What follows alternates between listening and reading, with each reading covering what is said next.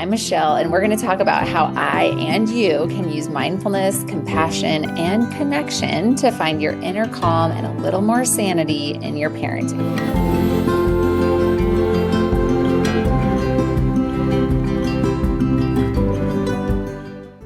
Hi, I'm Michelle. Today we're going to be talking about understanding your highly sensitive boy. And to start us off, I'm Michelle. I help parents who want to parent peacefully, to foster strong relationships with their children, and at times find it very challenging. When my kids were small, I found myself so overwhelmed and burnt out. Not only did I struggle with responding peacefully or playfully, I got caught in an awful yelling pattern, followed by, of course, overwhelming shame because yelling was the last thing that I wanted to do. Now let's talk about how I and you can use the science of mindfulness and self-compassion to find your inner calm and a little more sanity in your parenting. And again, understanding your highly sensitive boy.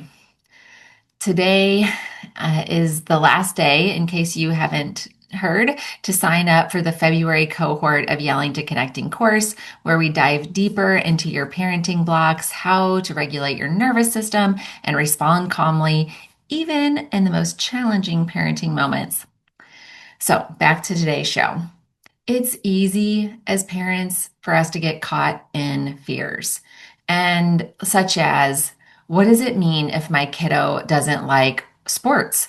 What what does it mean if they don't like eating out at restaurants? What does it mean if they get overwhelmed by too many people? What does it mean if they get flooded by big emotions? All of which are normal things that happen with highly sensitive children and highly sensitive boys. And in an effort to, one, manage my fears and also to understand my son better and what makes him tick, I've recently begun reading all of the highly sensitive books that I can get my hands on. So I started with some really great short books that are actually written by a parent, understanding your highly sensitive child, seeing an overwhelming world through their eyes in a nutshell, and also supporting the highly sensitive child, making sense of meltdowns, a nutshell guide. By both are by James Williams, and he is actually a father and just like really wanted to understand this. And what I love about those books is like they're short, easy listens. They are an hour, like less than an hour and a half long each. And he gives like these great examples of like taking your highly sensitive child to a coffee shop and they're like smelling the bleach and they're smelling the next person over's like food on their table. They're hearing a couple in the corner having an argument. They're noticing the ticks and sounds and all the little things that are happening all around the room. And it's just like so helpful to really hear and put yourself in a highly sensitive kid's shoes and like what that feels like in your body. And it's so helpful. So, of course, after reading those two, I'm like, oh, this is really helpful. I wish I had read this stuff a long time ago. And then I wanted to learn more. So I have had this book in on my Audible bookshelf for probably years. The Strong and Sensitive Boy: How to Help Your Son Become a Happy, Confident Man by Dr. Ted Zeft. And it has not disappointed. One of the things that I like most about Dr. Zeft's book is that he has all these stories from men talking about what it was like to be a highly sensitive boy growing up. And they share stories of both really positive experiences and stories of really negative experiences. And so again, it's kind of similar to the other one where it becomes so much easier to put yourself in your kiddo's shoes and understand how they're experiencing the world and the lens through which they're experiencing the world and how these different things are impacting them and impacting their thoughts. And it also is really motivating to want to respond to them in a really positive, helpful, supportive way. I mean, we always want to do that as parents, but the problem with our fears is sometimes they can hijack us in the moment and make it really hard to respond calmly. We can just be really worried about, oh my goodness, what does this mean if you don't want to do these things? If you get upset about this, if you respond to me that way. And those fears can hijack us, can keep us from being not only calm, but also just curious about what is happening with my kiddo. And when we have the other perspective of, oh, this is what's happening with my kiddo, it's so much easier to take a beat. One, know that they're okay. And two, know, oh, their nervous system is like all over the place right now. I want to come with calm to help calm their nervous system. And I want to respond calmly so they know they're loved, supported, and they have me in their corner in this moment of struggle. It's like seeing them from a different perspective in those most difficult moments. So, so helpful. So let me say a little bit more. What I've loved most about the book and just the how positively impactful it is for highly sensitive boys to get the message that you are just right the way you are. This is unconditional love and acceptance, right? And again, when we're caught by our fears, we can feel like, oh my goodness, we need to figure out a way for them to be able to be in an organized sport, or we need to figure out how to make sure that they can handle being in a big, crowded, loud stadium. And it's not to say that there aren't times that we do need to help our kids develop skills to handle situations that are otherwise very challenging. And also, we can look at where can we just accept them and think about like they don't really need to be able to do XYZ, or maybe that's not going to serve them the same way that it serves other people.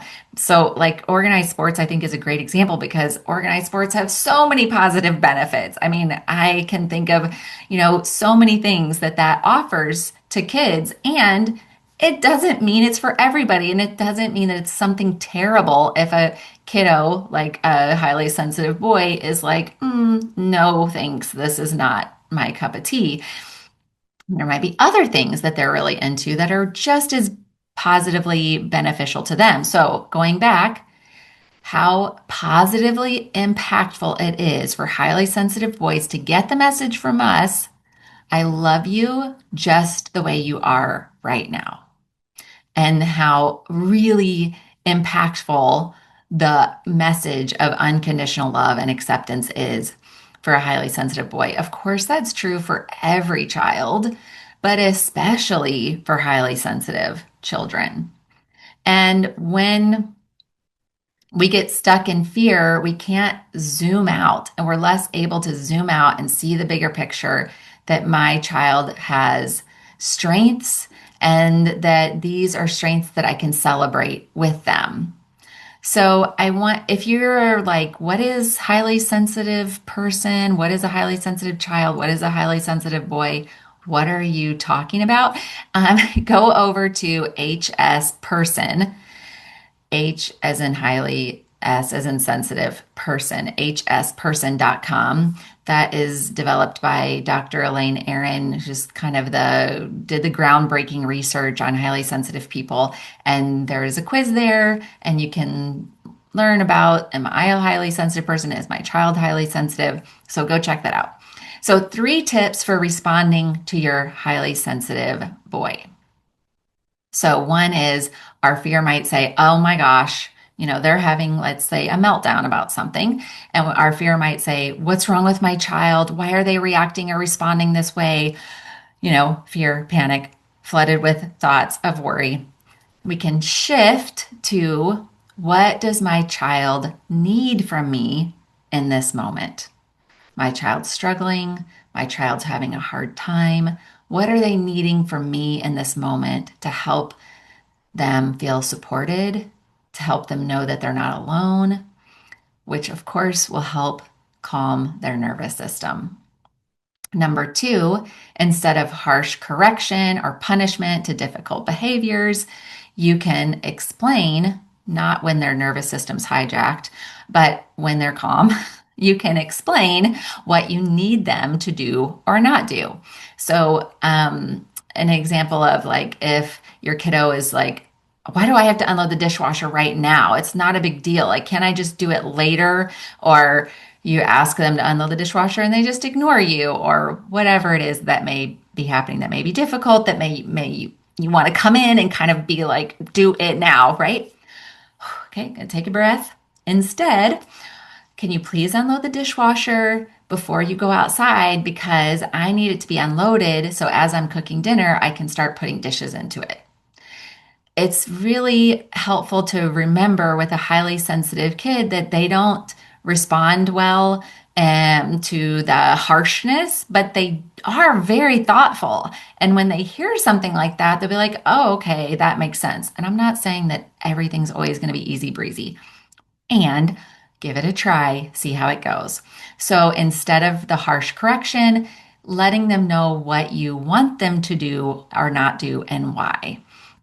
And number three, celebrate them, appreciate them, express your celebration, appreciation often. I love you. You are such a thoughtful and kind boy.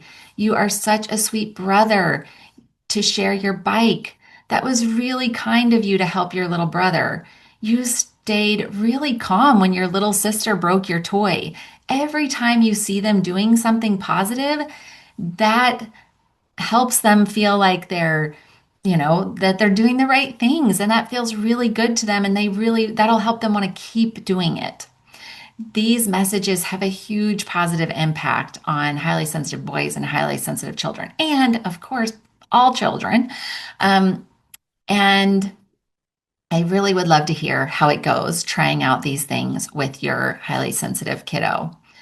And before you go, just so you remember, today's the last day to sign up for the February cohort of Yelling to Connecting course, where we're going to dive deeper into your parenting blocks, how to regulate your nervous system so you can do all of the things we were just talking about, so you can respond calmly, even and especially in the most challenging parenting moments. Thank you so much for listening. The light in me sees the light in you. A reminder, this content is intended for educational purposes only and should not be used as a replacement for private psychotherapy services. Compassionate Heart Mindful Life does not provide psychotherapy services in any capacity. I am a therapist, but I'm not your therapist. And this is not therapy and should not be a substitute for mental health treatment. If you need mental health treatment, please find a qualified professional in your area. Thanks again for listening.